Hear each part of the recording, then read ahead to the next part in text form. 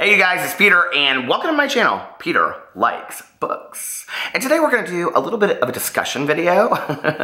And it's based on a tweet that I received. It's a film adaptation the day of the Oscars. It's a film adaptation based loosely on a book that I may have read when I was in 6th grade or 4th. Anyway, I'm just making that up.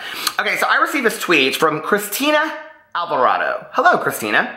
And she said, let me go in here because she said she loves me, so I will follow her. So anyway, she says, Peter likes books. Peter Monn, I know you, oh, she tweeted it to both of mine. I know you said you read an ebook, a physical book, and an audiobook.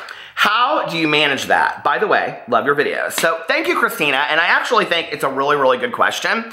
As far as like, how do I manage like the reading and all this kind of stuff? And one of the questions I get all the time is, how do you read so much? Which I think is funny in the context of like bookstagrammers, book bloggers, and booktubers. Last year I read 62 books. There are a lot of people in the bookish community that read hundreds and hundreds of books a year, you know? And I remember a couple years ago, I was out to dinner with my aunt who has since passed away. And we were talking about books, and she had a Kindle, and she loved it. And I said something, she's like, how many books a year do you read? And I said something at the time. It was like my first year of doing like the Goodreads challenge, and I had read like 30 or something like that. I was like, I read a lot this year, like 30. I was really proud of myself. And she goes, oh, and I said, why, Aunt Kathy, how many books a day, or how many books a year do you read? She goes, I think I've read like 300 and something this year. She's like, I read like a book a day. I was like, oh my God. And since then, you know, it's interesting because I remember Connor O'Brien, when he went on a family vacation like last year, he read like 11 books while he was on vacation. And, you know, other people that I know, like Dylan the Reader 5, I mean, he just constantly reads.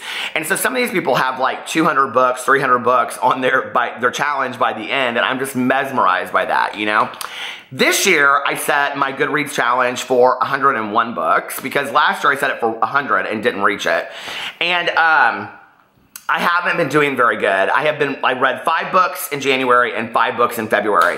And I kind of realized a little bit of what it was about recently, of why I'm not reading as much as I used to. Number one, I film 4 videos a day on 4 different channels, so it's a lot.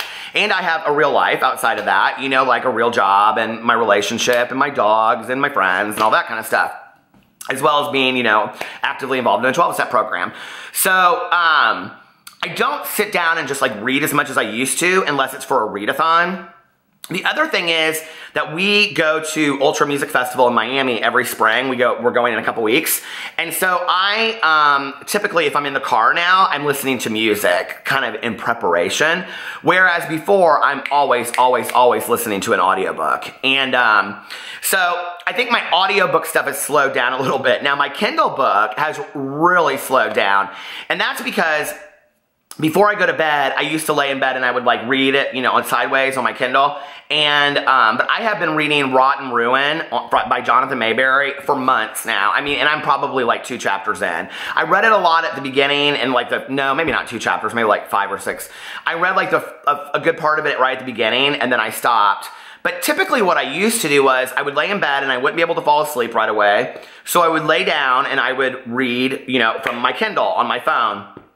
I also have 2 Kindles, one that my husband bought me and one that I bought for him that he didn't want for Christmas, so he gave it to me. It was kind of like, so anyway, but those are both sitting up there and I rarely ever use those. And then physical books, I always just have around the house. Now what's interesting is, like typically, I've been trying to be better about my Goodreads. There was a point when I had like 7 to 9, I'm like, if you saw that eye roll, that was because I can't sometimes keep up with my Goodreads because I had like 7 or 9 books on there at one point. And like 4 or 5 of the books I had read like 5 pages. And I'm like, why do I even keep them on here? I haven't picked up that book in forever. So last night I sat down and this book, Raggedy Ann and Andy, which is it's an adaptation. Listen, I didn't even know that when I picked it up. It says, an adaptation of the screenplay for the animated film. So my grandma took my cousin and I to go see this when I was a little kid, and I must have loved it so much because that was my grandma on my mom's side, and my aunt and uncle on my dad's side were the ones that actually gave me this book because they wrote it in here somewhere. To Peter. It says it in here somewhere from them. Oh, it says my aunt and uncle's names in here. But anyway, I like sat down on the couch as I was like uploading my vlog last night and just sat down and read like 25 pages of it. So, you know, that's kind of what I do. Is like whenever I have time and I'm just sitting around, you know, I pull out a book. Like I've been reading The Invention of Hugo Cabret, and I've read that like in the last, I don't know, couple, like 3 days. This book is fantastic, by the way. I don't read necessarily the way that I used to. And one of the things that you'll see if you follow my reading and like my wrap-ups in the month and whatever is that starting in like April and then all the way through to like November, my reading really picks up. I enjoy sitting outside at night reading. I enjoy sitting on the front porch. It's where I do my readathons. And so when I can sit outside and read, I enjoy it a lot more. The condo that we live in is very small. So if my husband is watching TV or he's asleep, it's hard for me to have lights on or be sitting there reading when he's watching TV. I have to have total silence when I read. So that's where my reading kind of slows down a little bit. And the audiobooks have slowed down too. So January I read 5 books, February I read 5 books, and March I'm going to read 29 books or something like that. No, I don't know. But it's interesting how when people say like, how do you keep it all together? It's like, well, for me, I'm listening to one audiobook, I'm reading one Kindle book that I very rarely pick up. But back in the day when I was consistently reading it, and then I would have one physical book. So it was reading, but in 3 different forms to me. And for me, I'm really about the story, you know? It's not about doing this analytical literature review and those kinds of things. I did that. My undergraduate degree is in English. I did all that. I read for fun today, right? So I read for the story. So for me to have 3 different formats of stories is fantastic. Where I get caught up is when I'm doing like 5 physical books, because it's better for me if I only have 1 physical book, which you can see right now I'm not even doing that, I'm doing 2.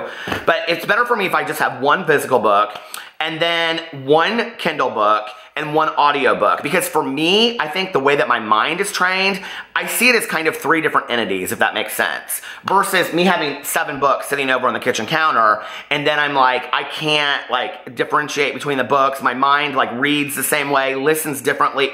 Does that make sense what I'm saying? So for me, it isn't necessarily reading 3 books when I'm listening to an audiobook, reading a Kindle book, and reading a physical book. It feels like 3 different entities to me. And for me, it's a way to keep myself up on a lot of stories, because I like to be in the story. I like to read new stories and hear new stories. Now, I have kind of changed what I do with Audible lately. Where I have gone with my Audible is that there's a lot of books out there that are really, really long, or that I'm a little like apprehensive that I don't think they'll like, more like, you know, the world building books and things like that, or the books that are really, really long. For example, I'm not a huge science fiction fan, so I'm listening to Artemis right now by Andy Weir, which I think is fantastic. It's gotten horrible reviews, but I love it. And maybe it's because I don't love science fiction that I love this one.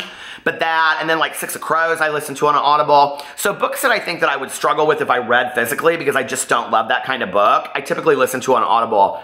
I also bought like the Nix on there, which is like 25 hours long. The other thing is, people laugh when I tell them this, I listen to books at 2 times the speed. So my books are like, but I don't know how I can track it, and I actually retain more listening to it that fast. I've been thinking about doing a video on here about are audiobooks reading, because so many people think that they're not reading, you know? And I don't really care, honestly, what anybody thinks. I mean, if somebody says, no, Audible books aren't reading, I'm going to continue to listen to them. I'm going to continue to count them as books, because for me, it's experiencing the book. But, you know, I was thinking about this, like, as I was walking out to my car. I don't know why I was thinking about this, but I was thinking, like, I haven't listened to my audiobook in the last, like, 24 hours, and that for me is kind of strange. And I was like, what's your hurry? If you read 20 books this year, you read 20 books this year. If you read 5, you read 5. If you read 200, you read 200. But I don't think that the amount of books you read is important.